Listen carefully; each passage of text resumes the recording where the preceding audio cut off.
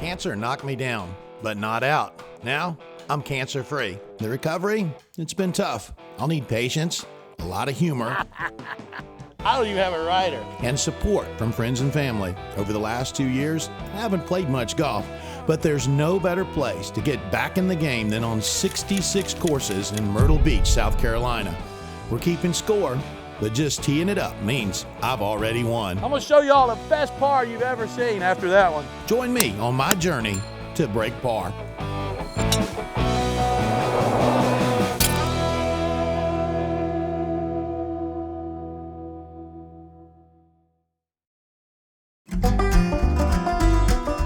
Another finishing par 4 at the home of the Big Cats. Number 18 here at Panther's Run looks pretty wide open off the tee, but you do need to be careful about not letting that first shot leak into the right fairway bunker. A good-sized water hazard stands between you and the pin on your approach. Steady as she goes here, folks. Oh yeah, we got this. So I'm at a super cool location today. We're very close to Sunset Beach, North Carolina. And Sunset Beach is actually a beach on a barrier island just a couple of miles from here.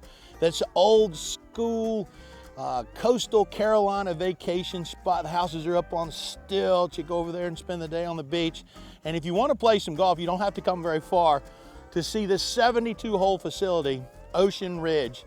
And these are big golf courses. It's a big facility. They don't have a whole lot in common from golf course to golf course. They actually have really different character. What they do have in common is they're named after the big cats. You got a golf course named after a lion, a tiger, you got a leopard, and then this one is Panther's Run. This is the 18th hole. It's a par 4, sort of like the mounding in here, maybe has a little bit of a Scottish feel. Got a little bit of rough I got to deal with here. Some water short of the green.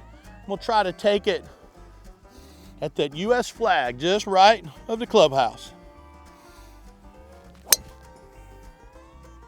That's right of the world, but we'll find it.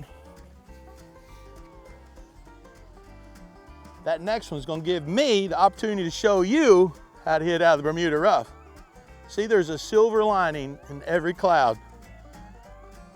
That golf swing there with that driver, I know I looked a little off balance. And I like coming out here, cutting up and having fun, but that's a darn neuropathy. And a lot of people battle neuropathy. Sometimes it's diabetics that get it, and sometimes it's folks like me that've had to deal with cancer and have chemotherapy. And it just makes your darn feet hurt all the time, and they get numb, and it impacts your balance a little bit. Some days is better than others, but what I found is a lot of my golf swings, I just can't stay in balance like I used to. And it does hurt too. It's just one of those things you gotta deal with. I understand that every day, you're not gonna play your best golf. You just gotta be happy being out on the golf course on those days when you're not moving very good. Get your enjoyment from being in a beautiful place and hanging out with folks you wanna be with. All right, that was a pretty horrible drive I hit there, to be honest with you. Right at 200 yards. Y'all come check this out. Christian, come check this out. Let's get a close shot of this lie. Because that really was a bad tee shot. I'm back a little farther than I want to be, and it's sitting down. And so you have to sort of read this lie to see how the ball is going to jump out of it. There's some water around there. It's sitting down. This is going to create a flyer. So the water that's there and the water in that grass is going to essentially fill up the grooves in the club, and the ball's going to come out real hot. It's not going to have any spin on it. And so I would normally hit a 5-iron here. I'm gonna hit a 6-iron. I'm thinking about hitting a 7-iron because the ball's just gonna go a good bit farther and it's gonna run when it gets up there. So I'm gonna just have to try and hit this heavy on purpose.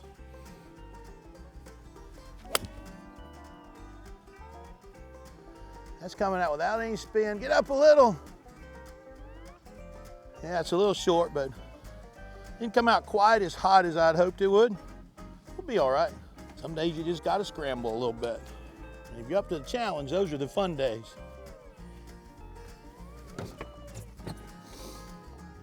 Just over the water.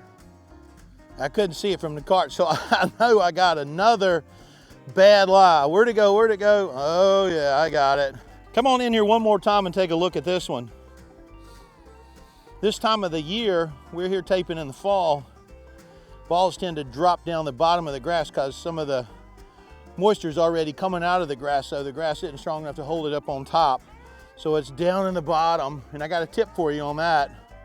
I'm actually using my pitching wedge here, and what I'm gonna do is I'm gonna open it up because I wanna have less profile going through that grass so it gets a little less resistance. I wanna feel like it slides through there. If I use a lob wedge and have to have a square club face, all of the front edge of the leading edge of the club has to go through the grass. If it's open club face, then I can slide it through there. Less loft will help me on a shot with a lot of green. All right, here we go. Let's open it up a little bit. Hold on right there. All right, that's not too bad out of that nasty lie. I need to start hitting it where they mow the grass. It'd make this thing a whole lot easier. All right, we got a little uphill, a little against this fringe.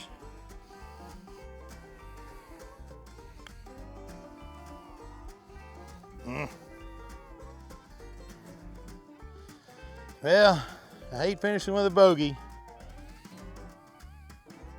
but when you hit a drive that poorly, sometimes you got to pay the price.